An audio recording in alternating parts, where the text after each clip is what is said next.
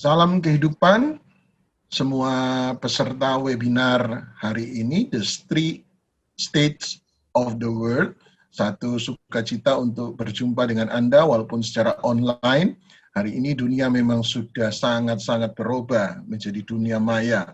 Nah, oleh sebab itu kami sangat bersukacita, kami sangat menghargai, appreciate terhadap apa yang sudah Anda kerjakan dan lakukan hari ini, meluangkan waktu, dan semua tenaga Anda, konsentrasi perhatian Anda untuk mengikuti seminar dari Voice of Life Ministry.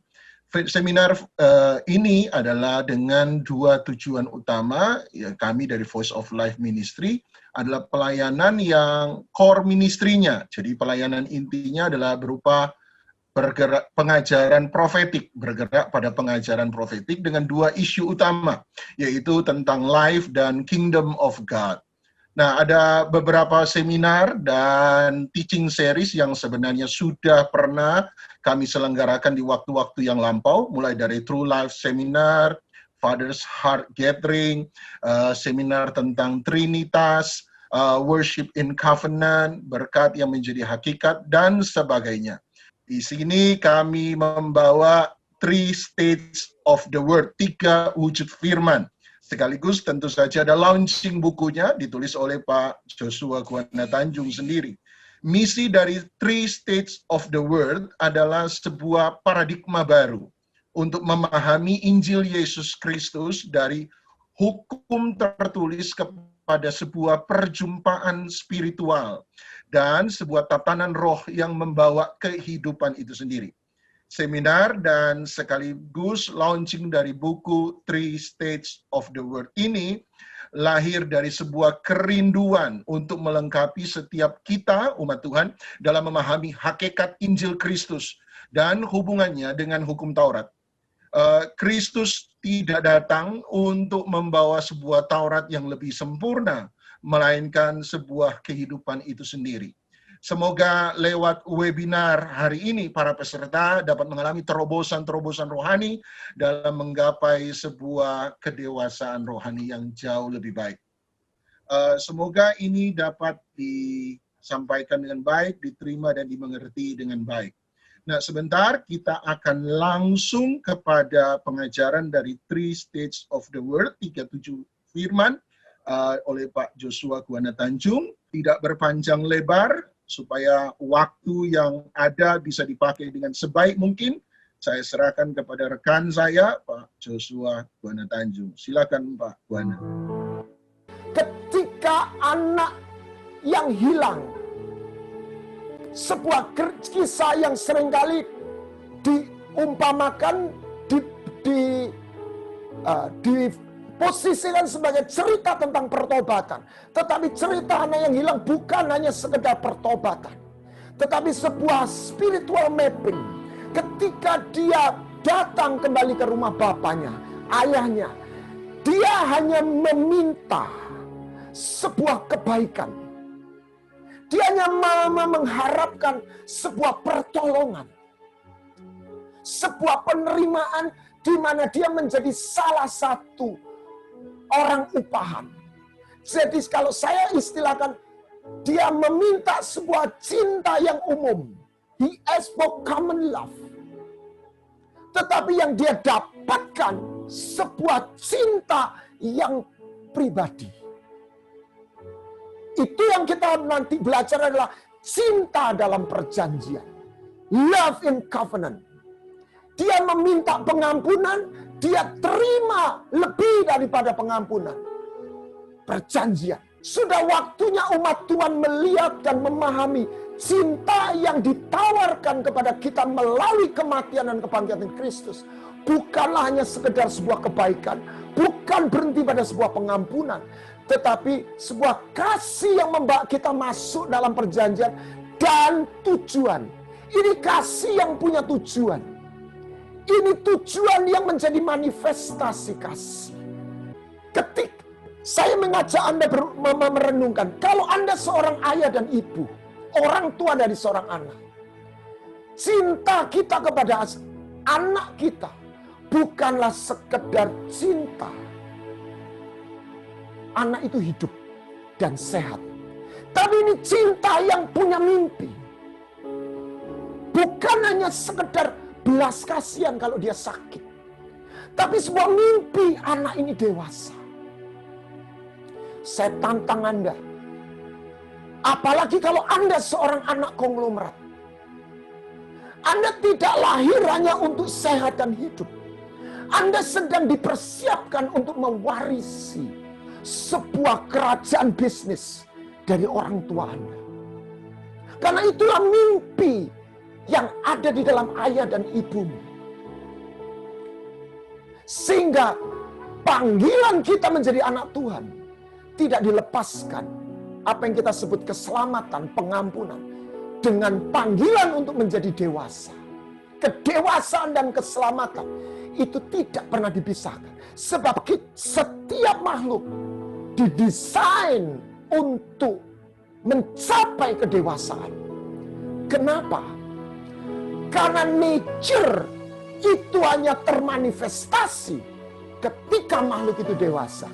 Anda lihat di screen, ada dua gambar, dua-duanya adalah harimau. Yang satu lucu, Anda berani nggak gendong harimau yang kecil itu? Itu ada tangan. Saya juga berani. Kenapa? Karena kecil. Kenapa Tuhan menunggu kedewasaan? Kenapa Tuhan merindukan kedewasaan? Karena kita lahir didesain untuk dewasa. Dan melalui kedewasaan, nature desain itu baru termanifestasi. Seorang bayi tidak pernah jadi pria dan wanita. Sekalipun dia bayi laki-laki dan perempuan. Ketika dia mulai akil balik, nature dia sebagai wanita dan pria itu baru keluar, baru termanifestasi. Selama kita menjadi anak-anak, manifestasi yang real sebagai putra Elohim, putra Allah, the sons of God, belum termanifestasi. Saya berani menggendong bayi macan ini, harimau, tapi saya nggak akan pernah berpikir menggendong harimau yang dewasa, karena itu manifestasinya dia. Dialah seekor binatang yang buas, yang powerful, bukan lucu. Yang kedua, kenapa Tuhan memanggil kita dewasa? Karena ketika kita kecil, ketika seekor bayi harimau misalnya lepas jalan-jalan di hutan, ketemu serigala atau anjing, dia bisa dimakan oleh anjing. Dia bisa dibunuh oleh anjing. Kenapa bisa? Karena dia bayi. Tapi kalau seekor harimau dewasa, tidak mungkin dia dimakan oleh seekor anjing. Dia makan, dia mengalahkan, menaklukkan anjing. Ketika seorang anak Tuhan dewasa, dia tidak lagi jadi bulan-bulanan nasib. Dia tidak takluk di bawah roh dunia. Kenapa banyak anak Tuhan takluk menjadi korban nasib? Karena dia kanak-kanak. Benih yang Tuhan taruh itu adalah benih yang disiapkan untuk menaklukkan kehidupan ini. Mengapa buku ini ditulis? Supaya umat Tuhan melihat ada sebuah panggilan, bukan hanya untuk kita diberkati, bukan hanya untuk kita diampuni, tapi kita dipanggil untuk dewasa. Bagaimana seorang konglomerat, seorang raja bisa mewariskan putranya, anaknya? Apakah dia bisa mewariskan anaknya seorang bayi atau anak-anak kecil? Tidak bisa. Tuhan menunggu kita dewasa karena dia sedang dan sudah menyediakan sebuah warisan. Bukan hanya sorga, kingdom of God, kerajaan. Injil bukanlah agama. Injil bahkan bukan berhenti berita sebuah pengampunan. Karena itu adalah gate, tapi bukan tujuan. Injil adalah berita tentang kerajaan surga. Istilah saya, Tolong tidak perlu ditafsirkan terlalu jauh. Kita tidak hanya dipanggil masuk surga, tapi kita dipanggil untuk masuk tinggal di dalam kerajaan surga dan memerintah bersama kita. Sehingga kedewasaan rohani adalah hadiah, salah satu hadiah yang paling berharga yang kita bisa berikan kepada Bapa. Sehingga pengorbanan Kristus itu tidak sia-sia. Anak saya, hadiah apa yang anak saya bisa berikan kepada saya? Saya membiayai studi mereka. Tetapi hadiah yang saya rindukan bukan mereka mengembalikan biaya yang saya keluarkan. No, saya nggak pernah berpikir seperti itu. What is the reward yang saya tunggu ketika mereka dewasa dan menemukan dan mencapai destiny mereka? Kalau saya seorang konglomerat, saya bisa mewariskan kerajaan bisnis saya kepada putra-putra saya. Warisan bukan hanya pengampunan. Itu hanya terjadi ketika Anda dan saya dewasa. Sudah saatnya umat Tuhan melihat belas kasihan, bahasa Inggrisnya compassion, dengan passion, gairah cintanya. Adalah dua jalur cinta yang sama-sama kuatnya. Di dalam belas kasihannya, dia menyelamatkan kita, dia mengampuni kita. Tapi di dalam passion, gairah cinta, dia menunggu, merindukan kita dewasa. Sehingga kita bisa dinikahi sebagai mempelai. Sehingga kita bisa diwarisi sebagai putra-putranya. Yerusalem, Yerusalem, betapa aku rindu mengumpulkan kau seperti rindu ayah mengumpulkan. Sebuah cinta yang so personal. Bukan cinta sekedar common love.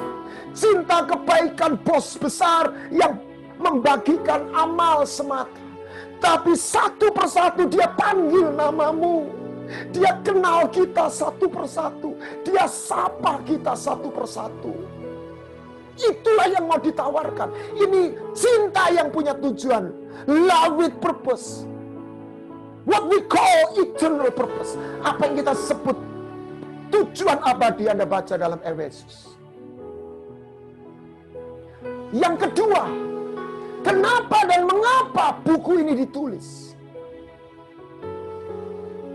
Einstein berkata, we cannot solve our problem with the same level of thinking that created them.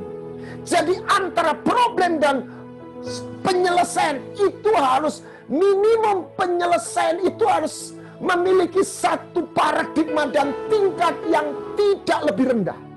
Atau saya percaya lebih tinggi. Seperti apa, Pak? Problem itu punya level. Misalnya satu sungai penuh dengan sampah organik. Sehingga sungai itu kotor. Tetapi kotornya sungai itu karena sampah organik. Bagaimana penyelesaiannya? Disaring.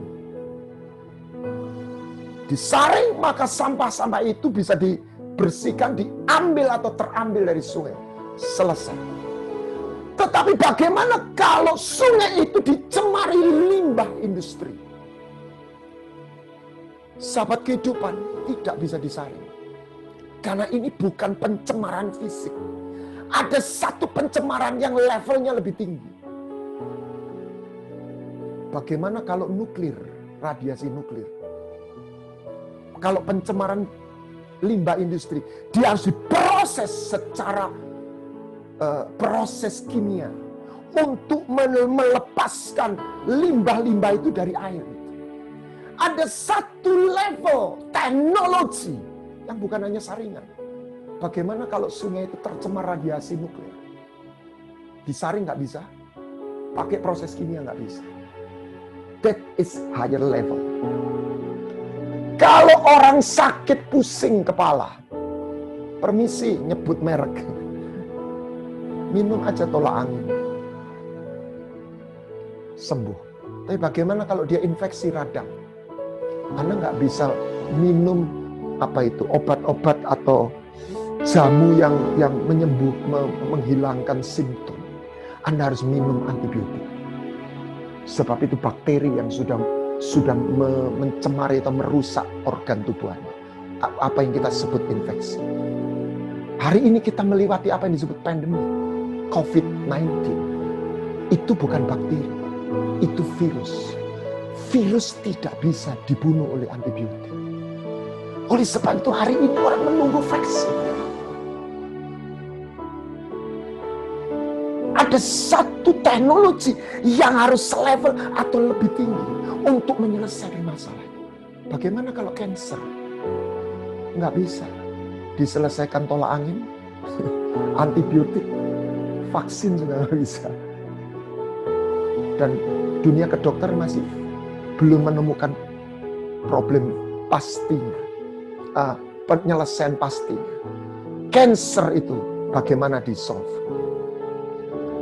Tahukah Anda, ketika manusia melanggar dosa, melakukan pelanggaran manusia pertama, bukanlah pelanggaran moralitas, tetapi pelanggaran atas tatanan surgawi.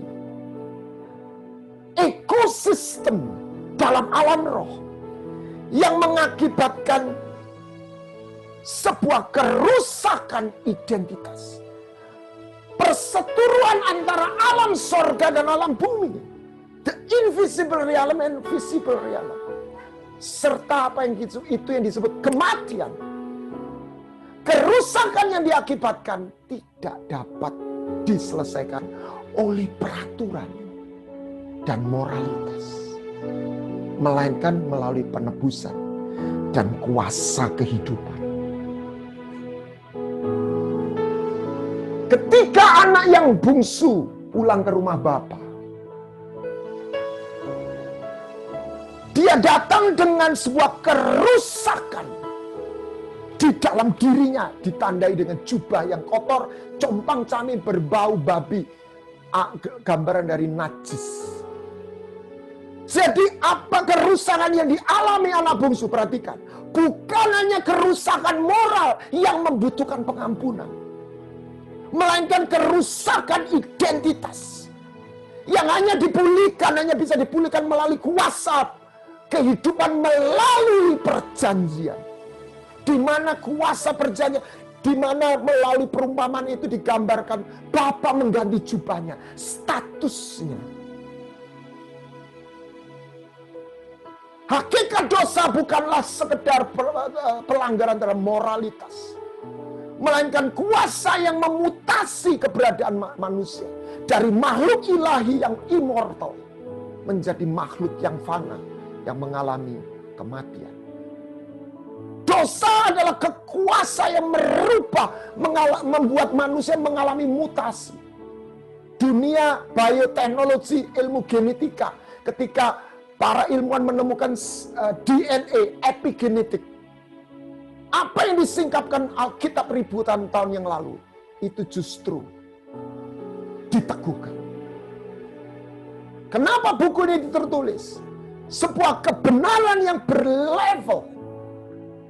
Anda lihat ini, tiga-tiganya handphone. Yang satu Nokia jadul, yang kedua Nokia keren, namanya communicator. Tidak ada yang salah, tidak ada. Itu HP, sah, legal. Bukan sesat. Tetapi sekalipun canggih communicator itu, dia bergerak dalam sebuah operating system yang kita kenal dengan Symbian. Tidak mampu mengirim klip, tidak mampu mendownload aplikasi. Bandingkan dengan terobosan apa yang dilakukan sebuah operating system yang kita kenal Android. Di sana, sekalipun Samsung S3 itu hanya handphone yang agak kurang canggih, tapi dia sudah bergerak dalam sebuah OS dengan paradigma baru, open system. Sehingga dia bisa terpasang aplikasi-aplikasi. Demikian pula kebenaran dalam kerajaan surga. Kita lihat ada bom TNT, ada bom nuklir. Dua-duanya bom, tapi paradigmanya berbeda. Yang satunya mekanik, yang satunya kuantum. Banyak orang tidak menyadari kebenaran di dalam Alkitab itu bukan kebenaran yang flat.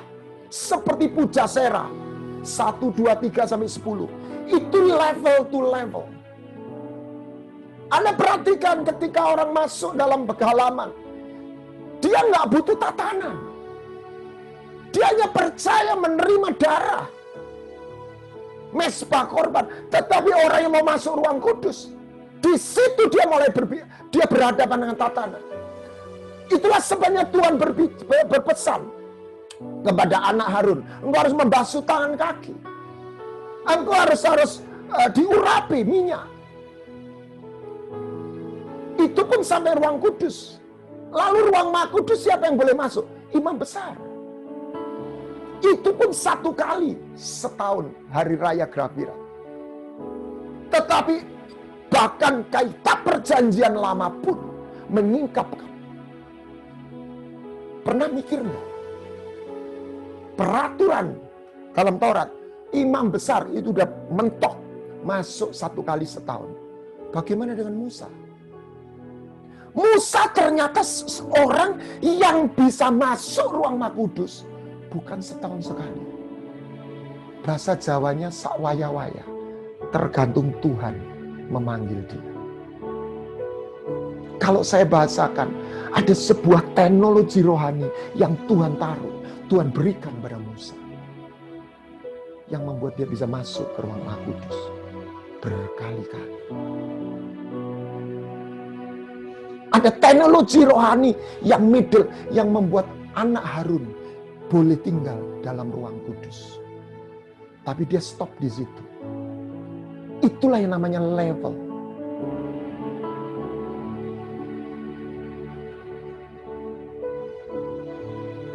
Itu yang namanya kedewasaan, level to level.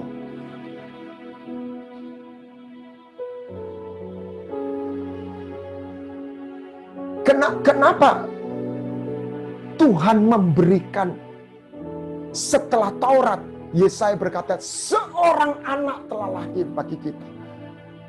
Seorang putra telah diberikan. Kenapa Tuhan tidak menjanjikan melalui ada sebuah Taurat yang baru yang lebih sempurna? Sebab akar kejatuhan manusia bukanlah soal moralitas yang diselesaikan dengan peraturan. Lalu pertanyaan, apakah Taurat itu tidak ada gunanya? Tidak. Lalu di mana? Nah, inilah kita bahas. Apa yang hilang bukanlah sebuah peraturan, bukanlah sebuah religion, tapi sebuah hubungan. Apa yang mau diberikan Tuhan melalui perjanjian baru bukanlah sebuah peraturan, hakikatnya, tapi sebuah hubungan dengan tatanan yang membawa kehidupan. Yang ketiga, kenapa buku ini ditulis? Sebab supaya kita boleh memahami apa yang berbeda. Nah, bukan berarti yang satu salah, yang satu benar. Kita seringkali terjebak karena saya benar dan Anda berbeda dengan saya, maka Anda salah. Berapa banyak kita terjebak dalam sebuah teologi yang kita menemukan sebuah teologi yang benar, dan ketika ketemu orang yang berbeda, karena itu berbeda dan kita merasa itu yang saya yakini saya temukan benar, maka Anda salah. Dalam dunia sains ada satu sejarah yang menarik. Seorang namanya G.G. Thomson. Dia seorang fisikawan dan menemukan bahwa elektron itu adalah partikel. Jadi kalau materi itu dimasuk ke dunia elemen yang lebih kecil jadi molekul. Molekul jadi atom. Atom isinya 0,01% itu elektron, proton, neutron. Dan elektron dianggap mewakili partikel yang paling kecil. Sementara atom mewakili satu partikel yang tidak bisa dipecah. Atomus tidak bisa dibelah. Undivided. Nah, elektron itu diselidiki oleh fisikawan, ilmuwan. Dan J.J. Thomson menemukan elektron itu satu partikel. Artinya materi. 30 tahun kemudian anaknya George Thomson juga memenangkan Nobel Prize yang menemukan sesuatu yang berbeda. Elektron itu adalah gelombang energi. Jadi pertanyaannya, elektron itu partikel atau gelombang energi? Materi atau non-materi? Ternyata dunia ilmu pengetahuan bisa menerima elektron itu adalah materi, tapi juga non-materi. Dua hal yang paradok. Ternyata ini wow. Apa yang terjadi pada elektron sebenarnya sudah menyiratkan. Yang kelihatan dengan yang kelihatan. Yang tidak kelihatan dengan yang kelihatan. Itu bukan sesuatu yang terpisah. Yang non-materi dengan yang materi. Itu sebetulnya sebuah satu kesatuan. Orang berdebat, Yesus itu anak Allah atau anak manusia. Dan kita menemukan Yesus adalah anak manusia sekaligus anak Allah. Adam pertama adalah living soul. Adam yang terakhir adalah man from heaven. Jadi dia pribadi dari sorga yang menjadi manusia. Dan dia yang mempersatukan ketika manusia pertama jatuh dalam dosa. Perhatikan, bukan pelanggaran moralitas. Mari kita renungkan apa yang dilakukan Adam. Tidak ada sesuatu yang bertentangan dengan moralitas. Jadi bagaimana kita terkotak pada sebuah peraturan yang membawa orang pada moralitas? Sebab hakikat dosa itu bicara sebuah kerusakan ekosistem. Kerusakan identitas. Injil itu adalah kekuatan, kuasa, anugerah, berita, bukan peraturan. Karena peraturan tidak memiliki apa yang dibutuhkan dan apa yang hilang. Apa Pak? Kehidupan. Injil adalah berita kehidupan. Yang mengembalikan sebuah kuasa yang mengakibatkan kerusakan. Anak yang hilang, dia bukan hanya diampuni. Dia dipulihkan dari kerusakan identitas. Nah, kita lihat firman Tuhan. Kita melihat terkadang kok perjanjian lama itu lain dengan perjanjian baru. Firman Tuhan adalah kebenaran yang utuh. Saya makin melihat perjanjian lama dan perjanjian baru itu tidak ada bedanya. Beda Pak. Beda tetapi sama. Sama tapi beda. Sama dan beda in one. Dalam satu kesatuan. Perjanjian lama adalah perjanjian baru yang termeterai. Bahasa Inggrisnya, the old covenant is the new covenant that was sealed. Sementara perjanjian baru adalah perjanjian lama yang tersingkapkan. The new covenant is the old covenant that was revealed. Disingkapkan. Di era hukum Taurat, firman itu dinyatakan dalam hukum tertulis. Tapi firman itu utuh dan kekal. era perjanjian baru, firman itu bukan lagi sebuah hukum, tapi adalah satu pribadi. Wujud firman, the ultimate state of truth. The word of God is truth. Perhatikan bahasa Inggrisnya, truth is not true. Bukan hanya benar, kebenaran. Di era perjanjian baru dinyatakan melalui pribadi putranya.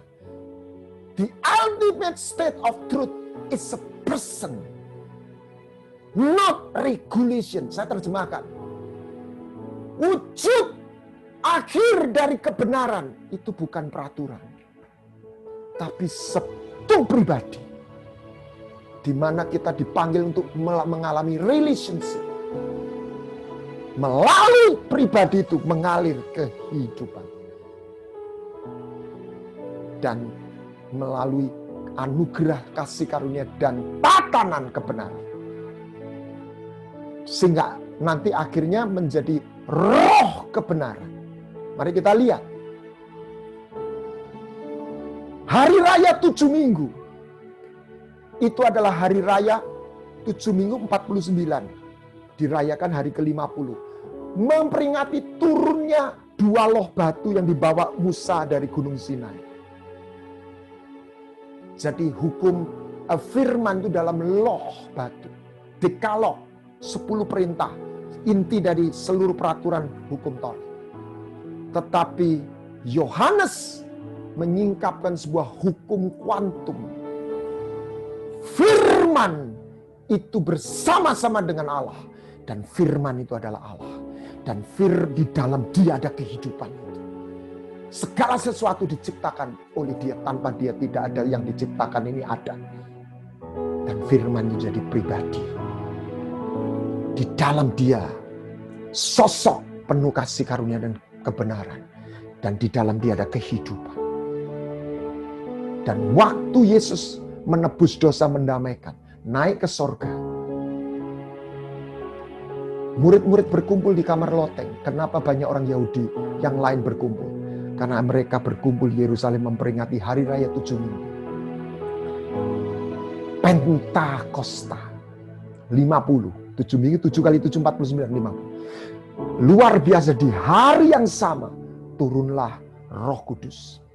Firman dalam wujud roh.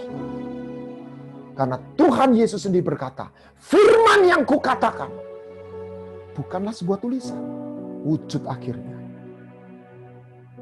Lalu tulisan gak ada gunanya, Pak? Bukan. Nanti kita akan lihat. Itu semua berguna. Tapi wujud hakikatnya, kita tidak boleh berhenti melihat firman itu sebuah tulisan. Bahkan tidak boleh berhenti menjadi sebuah peraturan yang tanpa kehidupan, bahkan menjadi Taurat. Sehingga banyak orang memberitakan Injil, ayatnya perjanjian baru, paradigmanya sebenarnya hukum peraturan yang justru membawa pada belenggu, bukan kemerdekaan. Yesus berkata, perkataanku, firmanku yang kukatakan padamu adalah roh dan hidup. Jadi Roh Kudus manifestasi dari Yesus. Seringkali kita kenal Roh Kudus sebagai karunia dan kuasa. Dan itu benar. Tapi Tuhan juga berkata, Roh Kudus adalah roh kebenaran. Tanda karakteristik perjanjian baru adalah, kita boleh baca dalam Ibrani 8 ayat 9 dan 10. Aku menaruh firmanku, hukumku, nomos, Tauratku. Tapi Taurat itu tidak lagi, ketetapanku tidak lagi bentuk hukum tertulis. Tapi roh yang masuk dalam pikirmu dan ditulis dalam hatimu. Itu namanya metanoia dan sebuah restorasi hati.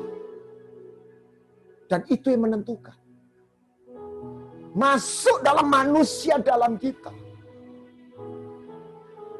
Nah, kenapa Tuhan itu harus membuat firman itu menjadi manusia dan dia mengirim Roh Kudus?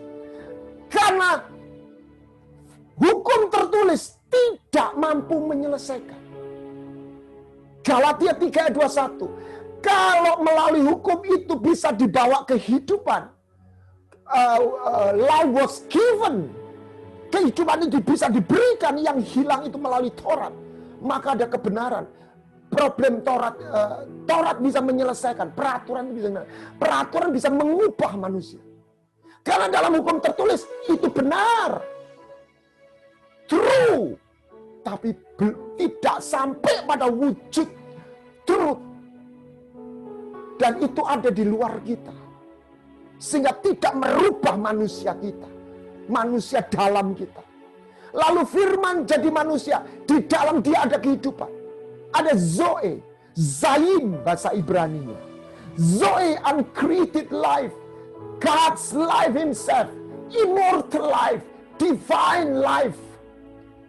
Sesuatu yang ilahi. Ada di dalam Yesus. Tetapi bukankah Yesus dengan tubuh fisiknya di luar dari keberadaan muridnya, being dari para disciple-nya. Sehingga 3,5 tahun dimuridkan. Mereka gagal mengalami transformasi. Kapan mereka mengalami transformasi? Ketika Yesus firman atau kebenaran itu, Yesus itu menjadi insight through Holy Spirit. Di situ kehidupan itu bisa diimpartasikan.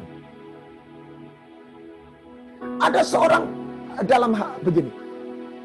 Ada air, orang sering minum air, ternyata darahnya kekurangan air. Kenapa? Karena airnya tidak dalam microcluster. Dia nggak bisa masuk. Jadi hidup itu harus dimasukkan, diimpartasi dalam manusia dalam kita. Itulah sebabnya firman itu harus mewujudnya adalah roh dan kehidupan. Dan dia bisa masuk dwelling in our inner being. Disitulah kita mengalami sebuah apa yang disebut lahir oleh roh. Dalam perjumpaannya dengan Nikodemus, Tuhan berkata, yang lahir dari daging adalah daging. Saya tambahkan, yang lahir dari jiwa adalah jiwa. Yang lahir akademik adalah akademik.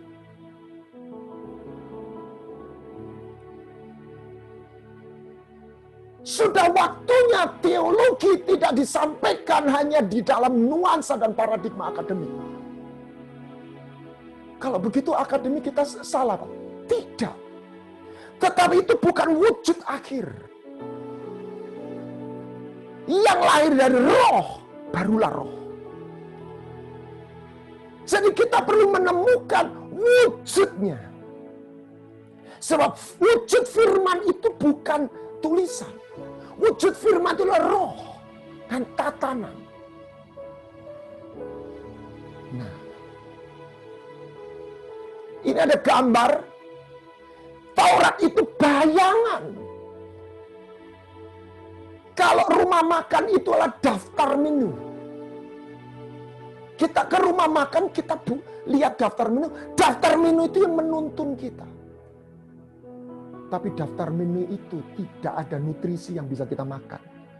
Yang bisa memberi nutrisi, itu bukan daftar menu. Tidak ada yang salah buat dalam daftar menu. Bahkan sangat berguna. Melalui daftar menu, kita bisa pesan dan membuat makanan yang buat kita kenyang. Itu kita datang dan kita nikmati. Es degannya, es kelapa muda, degan bahasa Jawa. Nasi gorengnya, nasi campur. Daftar menu itu satu kesatuan itu penuntun. Tutor bahasa Inggrisnya. Taurat itu tutor, penuntun untuk kita menemukan wujudnya. Dan itu sangat berguna. Tidak salah. Tetapi bayangkan orang begitu kagum dengan daftar menunya yang begitu bagus. Sehingga dia nggak pernah pesan dan ingin menemukan makanan itu. Dia nggak pernah kenyang. Dia nggak pernah makan dan menikmati zat nutrisi yang tersedia dalam makanan, bukan di daftar menu itu. Kita perlu berteologi dengan segala hormat. Kita tidak boleh memuja teologi. Letakkan teologi itu menjadi alat dan sarana. Because the purpose of true devotion, tujuan dari ibadah bukanlah belajar tentang Tuhan. Tuhan itu bukan objek. Tetapi ibadah sejati adalah memanggil kita untuk mengenal dan dikenal Tuhan. Jadi hukum Taurat itu perlu kita buang? Tidak. Lalu berlaku. Lah ini. Saya bisa melihat hukum Taurat misalnya 7 hari raya. Mulai dari ini kita baru merayakan Rosh Hashanah. Jadi hari raya roti tidak beragi, hari raya Paskah, lalu hari raya itu Savot 7 minggu, lalu hari raya Tabernakel. Mohon maaf saya nggak hafal. Itu adalah jejak dari Kristus. Semuanya adalah bayangkan, bahkan cerita ketika saya membaca kisah cinta Rut dan Boaz. Saya terjamah, saya menangis. Saya tidak melihat Rut dan Boaz. Saya melihat diri saya adalah Rut. Seorang Moab yang dikatakan salah peraturan keturunan Moab sampai keturunan keberapa itu? 10 tidak boleh masuk bait suci. Dan Rut seorang wanita, zaman perjanjian lama wanita itu tidak punya tidak punya hak yang terlalu. Sudah wanita Moab, miskin lagi. Dan dia tidak bekerja. Dia hanya mengais, mengumpulkan sisa-sisa gandum. Tetapi Boaz melihat Rut, dia jatuh hati kepada Rut. Saya melihat saya seperti Rut. Seorang yang Gentile, non-Yahudi, terlunta-lunta. Tetapi dia menghampiri kita. Rut menjadi istri Boaz. Seluruh cerita Nabi itu adalah bayangan. It's all about Christ. Dari perjanjian lama saya baru tentang Yesus. Yang satu bayangan. Jadi hukum Taurat itu masih berlaku atau sudah berlalu? Kembali 2 paradok. Bukan 2, paradok yang menjadi satu. Ada 2 aliran. Ada yang katakan tetap berlaku, ada yang katakan batal. Saya katakan hukum Taurat itu diteguhkan. Kami meneguhkan. Yesus meneguhkan kepada anak muda.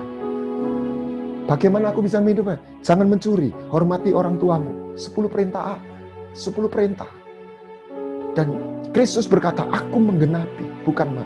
Tetapi hukum Taurat juga dibatalkan. Jadi ada 3, dekalog, cukim, dan mispahtim. Jadi 10 perintah Allah masih berlaku. Ritualnya, sunat, kiblat, itu adalah sebuah bayangan, gambar. Prinsipnya masih berlaku. Jadi firman itu bukan berubah-ubah. Tetap utuh. Tetap sama. Hanya beda wujud. Ketetapannya tetap. Yesus bukan true. Yesus is truth. Taurat membawa bayangan. Yesus membawa wujud. Yesus melalui Injilnya bukan hanya membawa, bukan tentang sebuah peraturan atau moralitas. Yang keempat,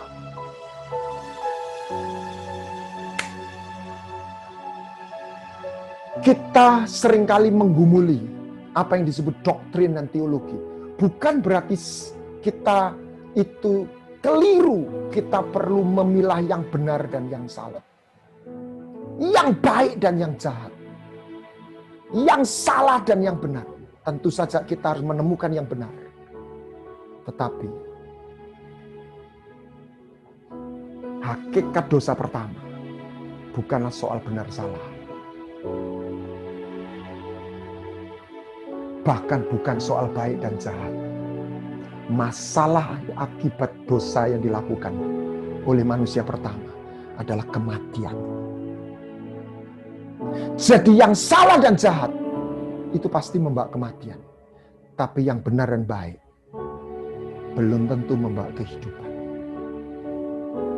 Karena ada orang benar tapi mati. Ada orang baik tapi mati.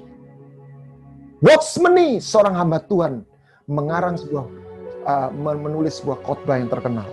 Orang baik masuk surga, orang jahat masuk. Orang baik masuk neraka, orang jahat masuk surga. Bagaimana itu terjadi? Ketika orang baik, seperti kata Joker, orang jahat itu adalah orang baik yang disakiti. Dan dia tidak pernah mau melupakan dan melepaskan rasa sakit karena perlakuan yang tidak adil. Jadi orang baik ini sakit hati dan hidup dalam sakit hati sampai akhir hidupnya. Dan Tuhan berkata, kalau engkau mengampuni dosa, engkau diampuni. Kalau engkau nggak mau mengampuni, engkau nggak diampuni. Itu sebuah tatanan, tidak bisa ditawar. Bagaimana orang jahat bisa masuk surga? Ya dia bertobat, meminta ampun, maka anugerah turun. Makanya Tuhan berkata secara istilah yang lain, pelacur-pelacur dan memungut cukai bisa mendahului orang yang kelihatannya lebih bermoral untuk masuk kerajaan surga. Sebab hakikatnya bahkan bukan benar salah, tapi kehidupan atau kematian. Itulah sebabnya kenapa Tuhan mau kita mengampuni orang lain. Supaya kita rela melepas kebenaran kita. Sehingga kita bisa menerima kehidupan. Kalau kita tidak rela mengampuni, kita benar, tapi kita mati.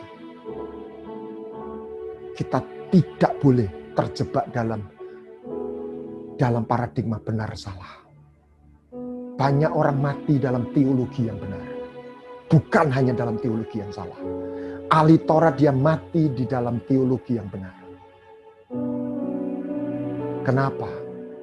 Karena dia tidak datang kepada sumber kehidupan. Engkau menyelidiki kitab suci. Engkau tidak pernah datang kepada aku yang punya kehidupan. Jadi firman, Anda tahu dalam dunia marketing apa yang disebut subliminal. Subliminal itu sesuatu yang tersembunyi, tetapi itu pesannya. Tersembunyi masuk di bawah sadar. Dunia ini menyadari semua itu adalah energi gelombang. Saya tidak ingin berdebat ini karena saya bukan ahlinya. Tetapi ini hanya ditunjukkan bagaimana satu gelombang yang berbeda menghasilkan molekul air yang berbeda. Membentuk molekul air yang berbeda. Bagaimana sel kanker itu mati di dalam 100.000 Hz sampai 300.000 Hz katanya. Tiap gelombang frekuensi itu menghasilkan dampak yang berbeda. Maksud Anda apa, Pak? Lihat. Yohanes, kalau saya bahasakan dia memahami apa itu gelombang. Inilah tanda anak Allah dan tanda anak iblis.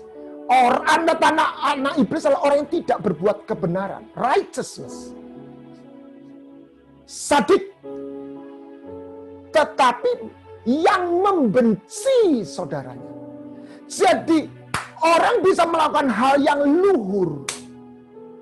Jubahnya benar, tapi frekuensinya, gelombangnya itu sebenarnya gelombang maut. Ini yang mengerikan. Maut, kuasa maut itu bisa tinggal, bisa sembunyi di dalam sebuah perintah yang luhur.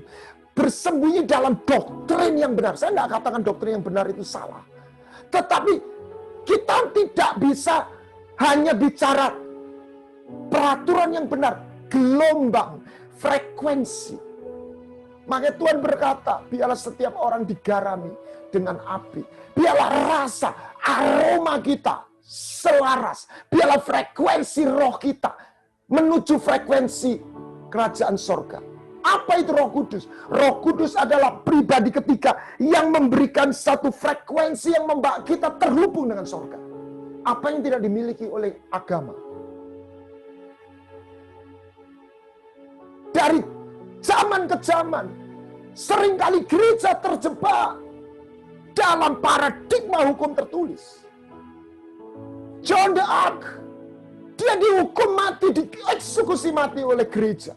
Saya tidak ingin menyudutkan gereja tertentu, bukan itu maksud saya. Hanya mengambil sebuah peraturan. seorang wanita tidak boleh pakai pakaian laki-laki. Ada nggak? Ada di hukum Taurat. Dan dia dieksekusi mati tanggal 30 Mei 1431. Apa sebenarnya di balik eksekusi itu? Pembunuhan. Roh pembunuh itu yang disingkapkan oleh Kristus kepada ahli Taurat. Engkaulah anak iblis karena engkau ingin membunuh aku. Dalam jubah yang luhur, peraturan yang luhur. Sehingga kita melihat firman itu tidak berhenti pada tulisan, tetapi rohnya harus selaras. Bagaimana Galileo juga dieksekusi. Tapi saya tidak ingin menyudutkan satu aliran tertentu. Saya terkejut ketika saya dapat satu informasi yang valid. Bapak Reformasi Martin Luther, dengan segala hormat, ternyata beliau adalah seorang pembenci orang Yahudi. Dan di salah satu gereja yang dinamakan lukisan Judensau atau babi Yahudi masih terpasang.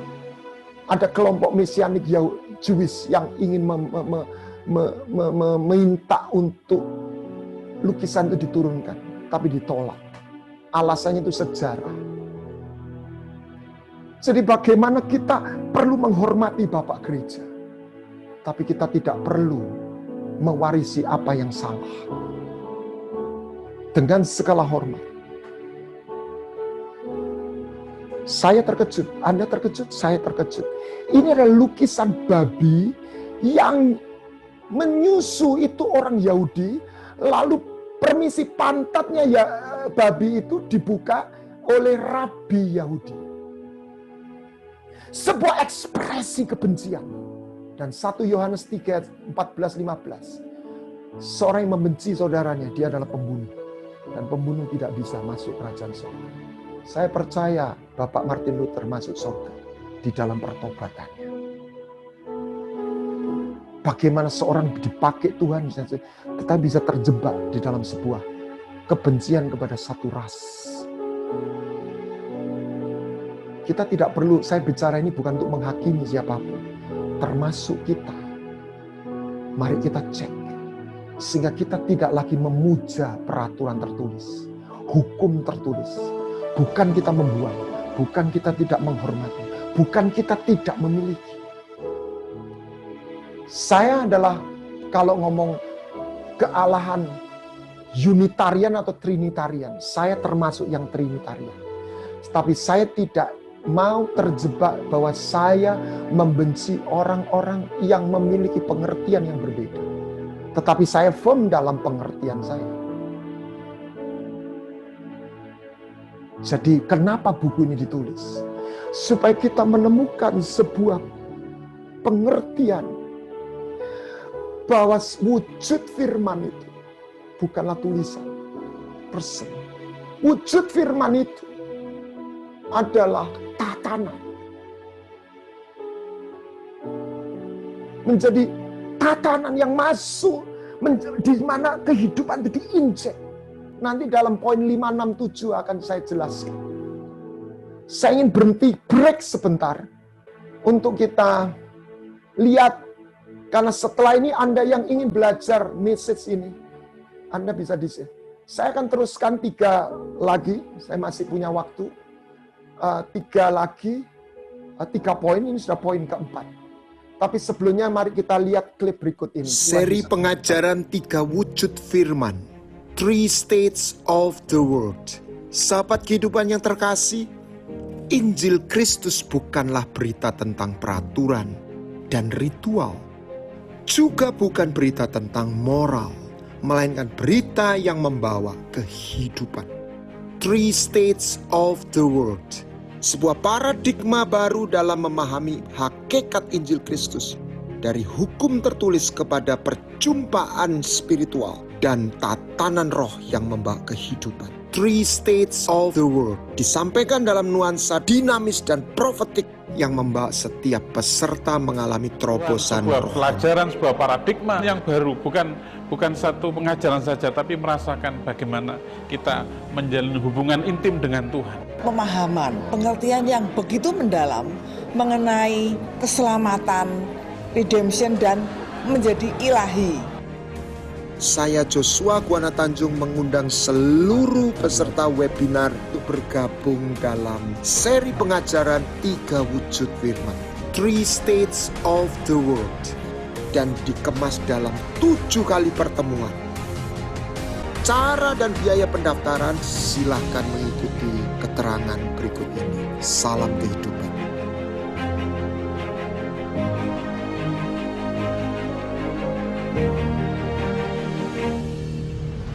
Saya lanjutkan, ada 3 poin. Jadi kenapa kita harus memahami firman itu bukan wujudnya hukum tertulis? Karena kalau kita memahami peraturan tertulis, dalam paradigma aturan, konsep yang benar saja, kita perlu punya teologi yang benar. Kita tidak akan mencapai sebuah tujuan abadi adalah mengubah. Kita tidak hanya dipanggil untuk selamat, kita dipanggil untuk transformasi. Anak yang bungsu bukan dipanggil hanya untuk diampuni dan ditolong, diberi makan. Anak yang bungsu diubahkan, ditransformasi. Sebab kejatuhan manusia bukan soal pelanggaran moralitas semata, tetapi sebuah kerusakan identitas.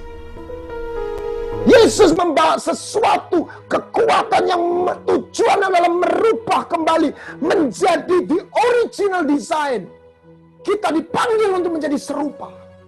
Selama kita dalam paradigma jiwani akademik, kita hanya menghasilkan manusia akademik, tapi kita tidak pernah menghasilkan manusia roh ilahi. Bukan berarti akademik itu keliru, tidak. Tapi itu dipakai untuk melengkapi. Tapi jangan sampai yang melengkapi kita terpesona dengan apa yang menjadi pelengkap, sehingga kita malah menjadi menjauh dari apa yang menjadi hakikat, roh dan kehidupan. Karena kita begitu terpesona dengan apa yang menjadi pelengkap. Yang kelima, melalui buku ini kita melihat hakikat ibadah. Kita diajar selalu, kita beribadah apa? Firman dan firman. Kita lihat, segala sesuatu punya desain. Dan melalui desain, ayam dan bebek itu mirip. Desainnya berbeda. Bagaimana kita menemukan desain kita? Manusia, Yesus datang supaya kita kembali kepada desain. Menemukan kembali desain. Menemukan jubah yang hilang itu. To be a true man. Menjadi manusia sejati. Dan itu bukan sekedar hidup dalam daging atau jiwa. Kelihatannya mungkin terlalu tinggi. Tetapi itulah yang saya temukan di Alkitab. Menjadi serupa. Jadi ilahi. Dan dibutuhkan teknologi yang lebih tinggi. Yang harus kita temukan. Untuk membuka kunci itu. Di mana kuasa transformasi itu bisa kita dapatkan. Bahasa Ibrani itu kenapa begitu penting? Kalau ada orang berdebat bahasa Indonesia, bahasa Jawa, bahasa Inggris tentang air. Satunya bilang water, satunya bilang air, yang satu bilang banyu, toyo. Sampai kapanpun tidak akan ketemu, istilahnya yang berbeda. Sekalipun sebenarnya barangnya sama. Tapi kalau Anda tanya orang kimia, dia akan menjawab, tidak bisa dibantah, H2O. Kalau orang berdebat tentang garam, salt, uyah, garam, nggak ketemu. Tapi tanya orang kimia, dia nggak sebut babi, bibi, dia sebut NaCl. Na nggak jadi garam, Cl nggak jadi garam, NaCl harus ketemu. Pola bahasa Ibrani, pola bahasa Mandarin, yang asli, yang kuno, itu bukanlah huruf. Tapi sebuah elemen demi elemen yang digabung. Yang mencerminkan apa hakikat dari istilah itu. NaCl itu bukan istilah, tapi menyingkapkan elemen apa yang kita lihat dalam mata fisik itu adalah garam. Tapi sebenarnya satu atom natrium dan satu atom klorid yang bergabung. Apa itu ibadah? Seringkali kita berbicara firman. Tapi saya temukan ada 2 pilar adalah perjanjian dan firman. Dan ada hubungannya di atas. Tanpa perjanjian, maka firman itu hukum tertulis. Perjanjian membuat ketika orang Israel diperciki darah diikatkan perjanjian, mereka melihat Tuhan. Bayangan seorang mempelai yang cadarnya dibuka. Satu perjumpaan melalui perjanjian. Cinta dalam perjanjian bukanlah cinta umum. Cinta yang kedua belah pihak terpanggil untuk menjadi korban bagi pasangan. Sebab melalui perjanjian Tuhan untuk menemukan jalan untuk memanifestasikan cintanya dalam keintiman. Hanya melalui perjanjian. Melalui perjanjian seorang gadis berjalan bersama dengan pemuda yang menjadi suaminya. Bukan pengampunan semata. Melalui itu firman menjadi roh dan kehidupan. Itulah sebabnya Abraham, Tuhan minta untuk mengorbankan Ishak. Ini bukan soal ujian. Tuhan ingin mengingkapkan Abraham harga sebuah perjanjian. Dan yang membayar bukan Abraham lebih dulu, Tuhan lebih dulu. Dia memberikan tubuh dan darahnya, nyawanya untuk sebuah perjanjian. Tanpa perjanjian, ibadah kita akan terjebak dalam sebuah konsep demi konsep semata. Kita tidak akan mengalami sebuah realita. Hanya melalui perjanjian, maka sebuah jalan masuk untuk masuk ke intiman. Itulah dalam secara sosial budaya. Hubungan intim itu orang boleh menemukan jalan untuk melakukan hubungan intim melalui pernikahan. Ada sebuah cinta yang personal, bukan common. Cinta Yonatan kepada Daud. Diberikan jubahnya. Ada satu kekuatan kuasa perjanjian yang membuat Hizkia ketika dia dalam keadaan terjepit, dia menjerit. Dalam 2 Raja 19 ayat 34, Tuhan berkata, saya sangat terkejut. Aku mengabulkan doamu karena aku dan karena Daud yang mengikat perjanjian dengan aku. Dan perjanjian dalam kitab Hizkia, ketika penghakiman itu datang, Tuhan berkata, orang fasik, orang benar, itu akan binasa. Ada satu kelompok yang tidak, Tuhan bilang, jangan sentuh. Orang yang memiliki tanda T, Tau, covenant. Tuhan tidak memanggil kita berhenti pada tahap pengampunan. Tuhan mau kita mengalami masuk dalam perjanjian. Sehingga firman itu bukan lagi wujudnya sebuah konsep. Tapi satu person yang hadir menjadi sebuah realita dalam hidup. Melalui gerbang yang kita sebut perjanjian. Yang keenam, apa itu kebenaran? Pilatus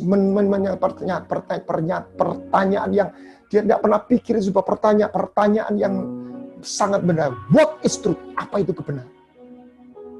Kebenaran, saya baru melihat film Mulan. Dan kebenaran itu adalah jalan, the way of life. Bukan sekedar sebuah konsep. Dia harus keluar dari rejimnya. Dia sudah nggak punya kedudukan, posisi, tetapi misi hidupnya tetap dia jalankan. Karena itu sebuah jalan hidup. Yang adalah menyatu dengan identitasnya. Paulus berkata, kecelakalah aku. Ada sebuah perenungan. Peter Senge, pengarang Fifth Discipline. Saya sendiri juga nggak setuju, tapi ini dia kritiknya dia. Kenapa bukunya orang Buddha lebih populer dari bukunya orang Kristen? Menurut dia, saya tidak katakan ini benar. Sebab Buddha memberikan sesuatu yang paling dibutuhkan. Buddha katanya mempresentasikan the way of life. Sementara kita mempresentasikan berhenti pada belief system. Saya tidak katakan belief system itu salah, tidak. Tetapi tidak boleh berhenti pada belief system. Kita harus masuk, menemukan kembali iman membawa kita walk with God. The way of life. He is the way. Dialah jalan Yesus. Iman bukan sekedar percaya. Abraham bukan sekedar percaya. Dia berjalan. Untuk berjalan kita tidak mengantongi jalan. Kita yang di dalam. Kita bukan pemilik kebenaran. Kita dimiliki kebenaran. Kita di dalam. kita tunduk kepada kebenaran itu. Dan di dalam kebenaran yang truth itu ada kehidupan. Bukan berhenti true. Jadi yang ketiga adalah tatanan. Bukan peraturan semata. Tatanan yang berlaku baik surga maupun bumi. Yang membawa kehidupan atau membawa kematian. Hukum gravitasi itu tatanan. Ekosistem itu tatanan. Tidak perlu orang dibuat peraturan. Kalau nebang pohon itu nanti dihukum. Itu peraturan. Sebenarnya peraturan lahir dari tatanan. Kenapa Yesus harus mati? Itu tatanan. Karena nyawa ganti nyawa. Dosa tidak bisa dibayar dengan amal dan perbuatan. Karena dosa itu kematian. Harus dibayar dengan penebusan. Kehidupan. Nyawanya.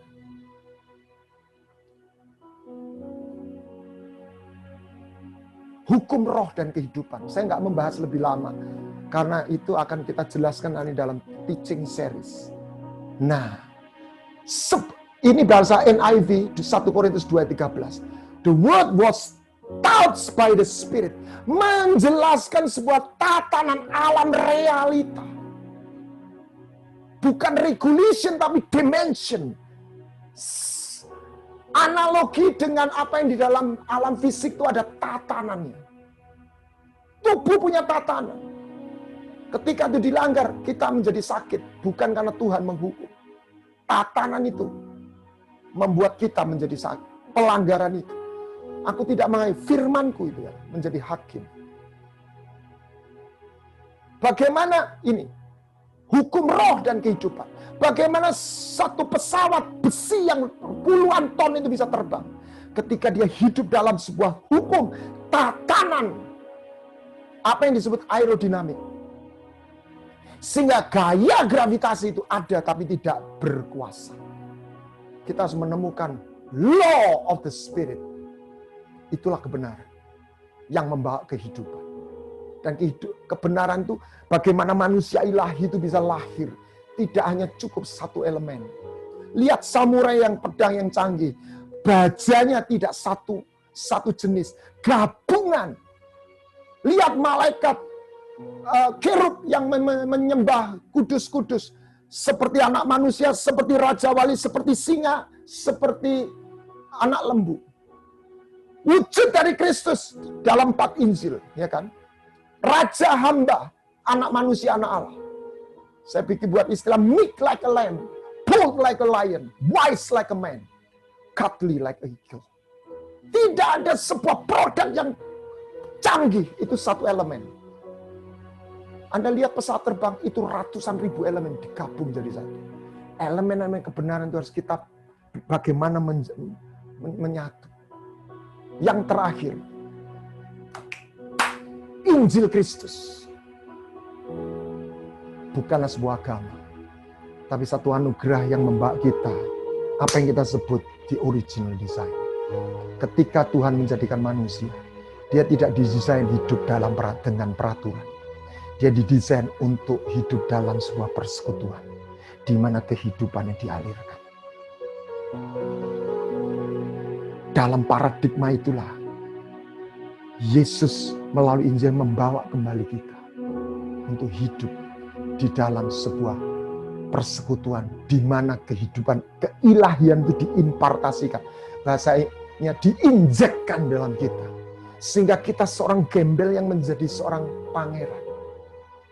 Sebaliknya dosa membuat joker seorang pemuda yang baik dan tulus menjadi monster. Sebaliknya Maria Magdalena seorang pelacur yang najis menjadi kekasih. Sehingga kekudusan di dalam Injil, paradigma Injil, bukanlah berita moralitas. Tapi adalah sebuah paradigma dalam sebuah hubungan kita berpadu dalam keselarasan. Kita mencocokkan diri. Yang ilahi bersekutu dengan yang ilahi. Yang sorgawi dengan yang sorgawi. Sebab daging dan darah tidak match dengan yang sorgawi. Bukan soal moral dan immoral. Makanya Pakaiannya harus bau aroma, bau narwastu, cocok. Mempelai prianya suka rasa, aroma, gelombang frekuensinya, bukan moralitas. Manifestasinya kita hidup dalam moralitas. Tapi paradigma yang Tuhan mau berikan, itu adalah keselarasan.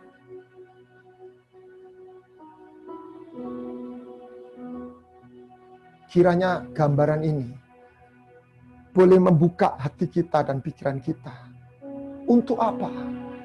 Kalau selama ayat firman Tuhan kita lihat dalam paradigma peraturan, tubuh Kristus umat Tuhan tidak mencapai atau menemukan rahasia bagaimana diubah menjadi serupa.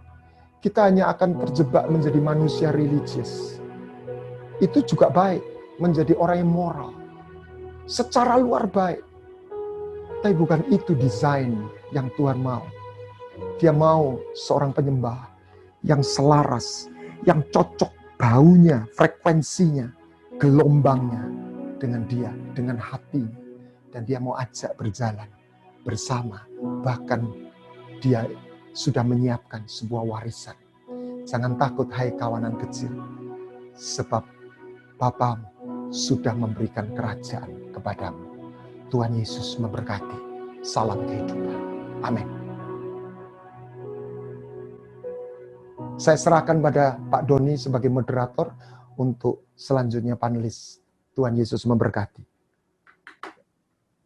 Terima kasih Pak Guana buat penyampaian materinya. Banyak komentar ini, memberkati banget. Thank you.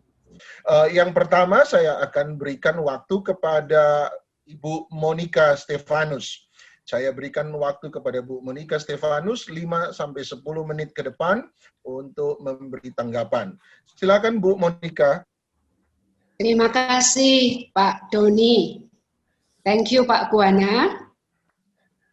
Kemerdekaan itu memerdekakan, bukan membebani.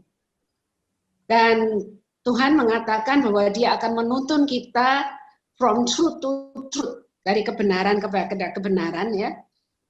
Dalam buku Three States of the World ini, Pak Joshua Guana menjabarkan alur peningkatan-peningkatan kebenaran dan warisan-warisan yang disediakan Allah Bapa buat umat perjanjiannya, serta teknologi yang sesuai atau yang berpadanan untuk mendapatkan hal tersebut. Kita ini sudah terprogram hidup di dalam peraturan, mengikuti doktrin, dalam doing, baru ada hasilnya. Jadi mindset kita ini sudah terprogram untuk selalu mencari apa ya yang harus aku lakukan. Padahal di dalam Tuhan, semuanya itu diawali lebih dulu dengan percaya dan menerima. Baru kemudian masuk di dalam persekutuan dan tatanannya. Di dalam Tuhan, pilihan utamanya itu adalah hidup atau mati. Bukan moral benar atau salah, berkat atau kutuk, tahir atau haram, melainkan hakikat atau esensi keberadaan diri, yaitu hidup atau mati. Yes. Baru dari situ terejawantahkan atau termanifestasikan dalam moral, dalam etik, dan sebagainya. Nah, umat Tuhan ini dipanggil bukan untuk selamat saja, tetapi untuk diubahkan menjadi manusia ilahi, untuk dilatih dan berfungsi sampai akhirnya memerintah bersama Dia. Sampai akhirnya menjadi mempelai dan memerintah bersama Dia. Kita ini perlu mengetahui hidup dalam tatanan surgawi. Sebagaimana alam, ada tatanan alam yang dikenal sebagai ekosistem. Bila kita ini tahu atau tidak, tetapi kita itu terdampak dengan ekosistem. Tadi Pak Guana menyinggung kalau hutan itu dibabat habis, maka kita terdampak, bisa longsor, bisa banjir bandang, dan tentunya ekosistemnya jadi kacau. Kalau ada peraturan, itu seperti hukum Taurat, maka yang melakukan, bisa dipenjara. Ya. Tetapi ada peraturan atau tidak ada peraturan, tetap tatanan itu memberikan dampak kepada umat manusia. Ya. Dan tatanan kerajaan Allah pun juga seperti, kalau dianalogikan seperti ekosistem itu. Dan hukum Taurat seperti dalam tanda kutip peraturan. Dan sebenarnya kalau kita memang fisika kuantum ini sekarang sudah semakin berkembang, dan kita tahu bahwa semua itu kan ada frekuensinya. Salah satu contoh, tadi Pak Buana menyebutkan ada frekuensi rahasia dari 435 yang saya harap nanti di sesi-sesi berikutnya juga akan lebih banyak diungkap. Tetapi saya misalkan kalau kita masuk ke suatu ruang, diam, ada orang-orang yang sebenarnya lagi marahan bener, lagi bertengkar, marah gitu ya. Terus kita masuk dan mereka diam. Tetapi pasti kita akan merasa sesuatu kan? Yes. Kita tidak bisa merasa nyaman karena mereka ini lagi marahan, walaupun pada waktu kita masuk mereka tidak lagi bertengkar. Kenapa kok bisa begitu? Karena ada frekuensinya, ada frekuensi pertengkaran yang bisa ditangkap, atau kalau dulu bahasanya ngomong aura. Dan ternyata memang secara medis pun ditemukan bahwa orang yang selalu, maksudnya ada hal-hal yang frekuensi rendah. Sakit penyakit itu kebanyakan frekuensinya rendah. Ya. Misalnya nyeri itu frekuensinya cuma 0, sekian hertz gitu. Dan COVID pun katanya frekuensinya 5,5. Langsung imunnya turun. Imunnya turun, frekuensinya rendah gitu ya. Sedangkan orang yang berfrekuensi tinggi itu di atas 150 Hz itu misalnya orang yang filantropis, orang yang dermawan, yang suka memberi, yang penuh compassion, apalagi yang penuh kasih, apalagi yang lagi jatuh cinta, frekuensinya tinggi. Biasanya orang jatuh cinta, aduh nggak pernah capek juga. Ya kan? Makanya tidak heran kalau Paulus mengatakan bersukacitalah senantiasa, bersyukurlah, karena kalau ngomong itu dihubungkan dengan frekuensi, itu frekuensi tinggi. Dan bicara apa? Ini bicara tatanan. Dan ternyata kebenaran Tuhan pun itu juga penuh dengan tatanan-tatanan. Oleh karena itu buku Three States of the World ini juga mengungkapkan hal itu. Teknologi, Pak Buana mengungkapkan tentang teknologi rohani yang selaras dengan tatanan kerajaan yang memang makin disingkapkan bagi kita yang memang sungguh-sungguh terbuka dan mencari. Karena itulah yang perlu kita pahami dan hidupi, sehingga kita dapat hidup dan mengalami bagian tanggung jawab kita dan warisan kita dan transformasi inside out kita untuk menjadi manusia ilahi.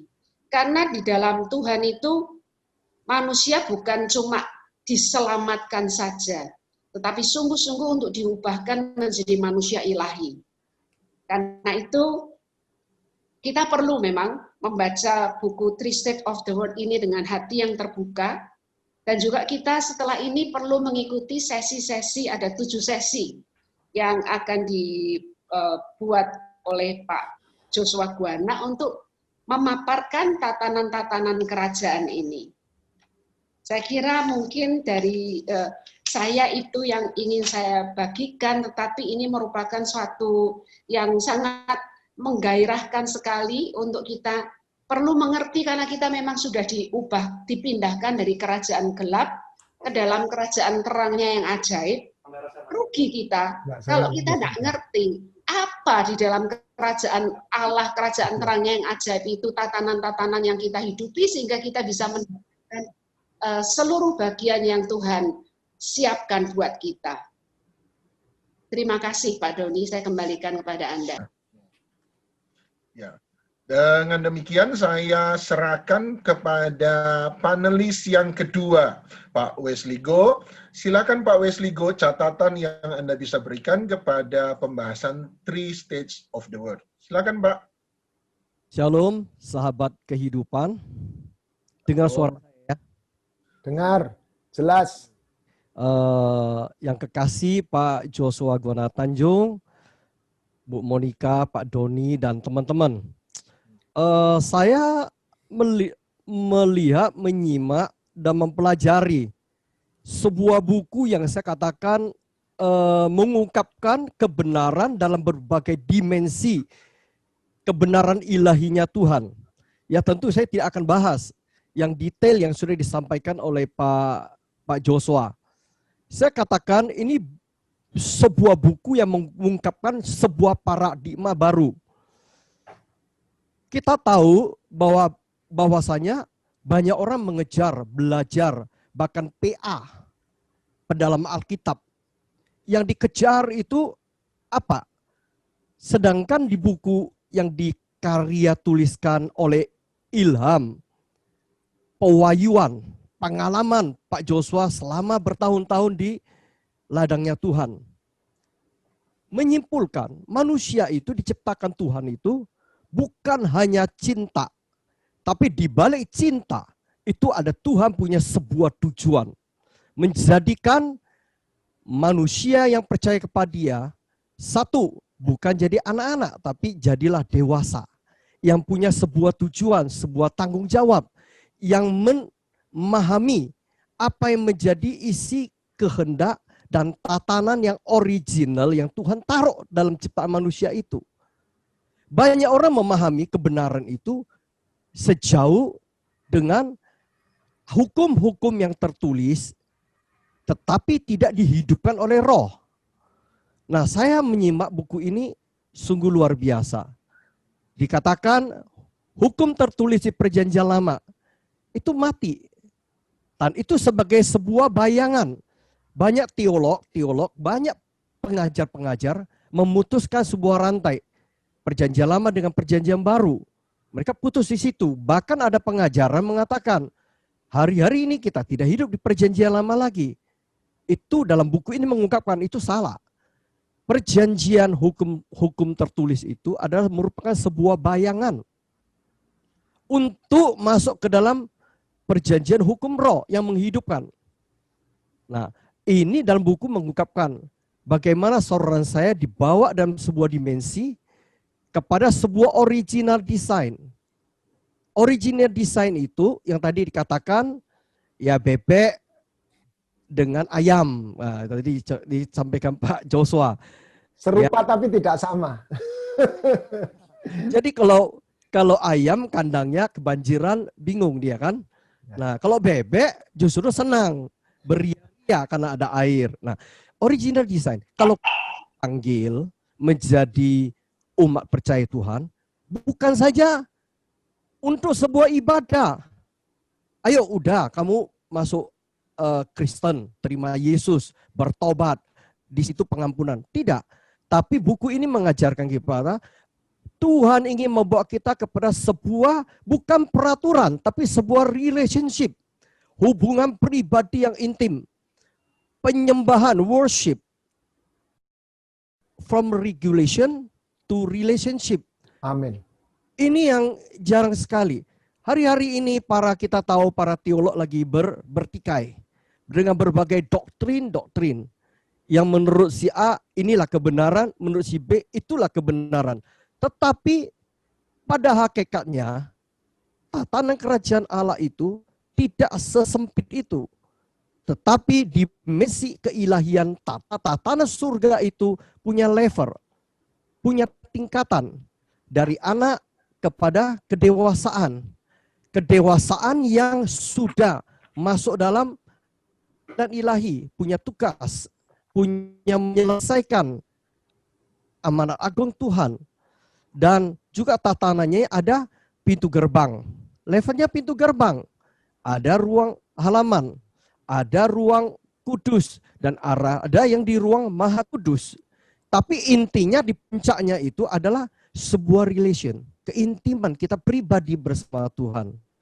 Nah, saudara dikasih Tuhan, para peserta webinar, kita tahu Injil ini bukan saja berkaitan pengampunan dan keselamatan, kita tahu. Tapi kembali lagi, ini berita Injil mengenai berita kerajaan surga. Nah, saya menangkap beberapa hal ini. Buku ini akan membukakan dimensi paradigma yang sama sekali berbeda dengan apa yang selama ini ya kita pelajarin. Jadi para peserta webinar, sungguh buku ini akan membukakan wawasan buat kita lebih dalam, lebih luas antara hubungan kita dengan Tuhan. Karena buku ini akan menyingkapkan bahwa perjanjian dan firman itu adalah akan membuat orang masuk di dalam sebuah jaminan. Peraturan, perjanjian, dan firman itu akan Tuhan datangkan namanya sebuah jaminan. Peraturan itu kepada sebuah hubungan. Perjanjian itu antara Tuhan pribadi dengan kita dan kita dengan dia, itu sebuah hubungan. Dan saudara kekasih Tuhan, saya belajar satu hal yang mungkin tadi tidak disingkapkan juga, mungkin di pelajaran nanti. Ini sangat memberkati. Dikatakan ada 3 macam tatanan yang gambaran dari perjanjian lama sebenarnya. Itu dihidupkan oleh hukum roh itu menggambarkan. Seperti kita bicara tabut perjanjian. Dikatakan Yesus itu roti hidup dari surga. Kita tahu di tabut ada roti. Dan itu menggambarkan Yesus. Itulah roti hidup. Kedua, di dalam tabut itu ada tongkat. Tongkat Harun. Itu bicara otoritas. Pemerintahan kerajaan surga. Nah, Kristus Yesus itu menerima otoritas sepenuhnya. Pemerintahan atas surga dan bumi. Setelah ia menyelesaikan misi Bapa. Ini hal yang luar biasa. Kalau kita paham ini sangat dalam maknanya. Kita bicara 2 roh batu. Itu bicara dengan firman.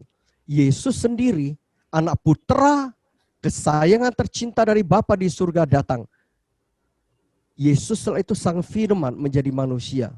Nah, ketika hal ini membukakan sebuah wawasan buat kita bahwa perjanjian hukum yang lama, ya perjanjian lama itu tidak berlalu begitu aja. Itu sebagai gambaran dasar bayangan dan digenapin oleh kedatangan kehadiran Yesus sebagai Tuhan, bukan memperbaharui, tapi itu menyempurnakan, menghidupkan.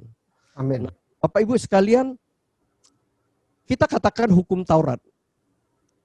Hukum Taurat itu apakah masih berlaku di perjanjian baru? Hari-hari ini kita tahu. Webinar, kita sering dengar bahwa hukum Taurat sudah tidak ada. Sekarang oleh anugerah Tuhan, kita masuk dimensi anugerah Tuhan, perjanjian baru. Tapi dalam buku 3 States of the Word oleh Pak Joshua, digambarkan bahwa hukum Taurat itu diteguhkan kembali. Ada peneguhan di Roma 3 ayat 31. Dan digenapi. 1 diteguhkan, bukan berlalu. Karena firman Tuhan, langit dan bumi akan berlalu. Firman Tuhan kekal selamanya. Itu dikatakan tadi mengenai gelombang, frekuensi. Itu berbeda. Ya kan? Nah, itu diteguhkan, kedua digenapi. Ada yang ketiga. Memang ada poin-poin yang dibatalin. Ada. Itu di Efesus 2 ayat 14 sampai 15. Kristus datang untuk menggenapin hukum Taurat. Hukum Taurat menjadi sebuah bayangan bagi perjanjian baru. Nah, kita juga tahu tadi bahwa dikatakan sebuah kebenaran. Itulah sebuah jalan, sebuah kehidupan. Nah, itu kita tahu, selama ini kita belajar. Kebenaran itulah jalan kehidupan. Tetapi Pak Joshua mengungkapkan ada tatanan dari kerajaan surga. Nah, ini yang kita bisa banyak sekali dapat sebuah pemahaman yang baru. Tatanan kerajaan surga itu apa? Hukum roh dan kebenaran. Kehidupan. Itu multi elemen, dikatakan multi elemen. Jadi banyak elemen. Jadi saudara saya, kita mengenal Tuhan kita ini sang kreator, sang pencipta. Banyak sekali pemahaman logika manusia tidak bisa menyelamin apa yang menjadi karya pikirannya Tuhan. Tapi lewat sebuah relationship, hubungan yang intim bersama dia, hubungan pribadi dengan bapak dengan anak. Di situlah kita akan mengalami sebuah dimensi ilahi yang tidak bisa dicerna oleh akal budi kita. Oke, saya kira saya tidak panjang lebar. Saya katakan kita mau memahami lebih jauh, ikutilah pelajaran 7 sesi itu yang akan diadakan berikutnya. Saya kira ini sangat bagus buku ini. Kalau saudara bisa luangkan waktu baca, maka dimensi keilahian itu akan dibukakan dalam hidup kita. Tentunya hal ini tidak sampai di sini. Nanti Pak Joso akan menulis lagi karya buku yang kedua, Pak Joso ya. Akan yang baru. Jadi saya katakan itu multi elemen. Jadi Tuhan akan berikan terus yang baru. Hukum roh itu hukum roh itu memperkaya. Hukum roh itu membawa kita di dalam kelimpahan dari setiap aspek. Jadi intinya kembali sahabat kehidupan, orang-orang yang dikasih Tuhan, mari kita lihat kasihnya Tuhan itu bukan sekedar kebaikan. Seperti anak bungsu pulang, dia nggak pernah berpikir kasihnya Bapa itu, dia hanya minta pertolongan. Dia dapatkan lebih daripada pertolongan kebaikan. Covenant. Dia menjadi pewaris. Dia menemukan jubah. Dia diberi kuasa. Dia sepatu, artinya walk. Dia bisa tahu jalan, diajak jalan. Inilah. Jadi relationship with his father. Inilah. Dan mewarisi kerajaan ayahnya. Tingkat kedewasaan itu membuat itulah hadiah. Salah satu hadiah terbesar buat Tuhan. Sama seperti yang kita rasakan anak kita. Anak kita dewasa itu hadiah buat kita. Ya, adalah menyedihkan kalau anak kita nggak bisa dewasa. Apa secara fisik atau secara jiwani atau secara mental, secara intelektual, secara rohani. Tuhan memberkati. Terima kasih Pak Doni, sangat memberkati. Terima kasih Bu Monica. Terima kasih Pak Gembala, Pak Wesley. Hati Anda luar biasa. Tuhan Yesus memberkati.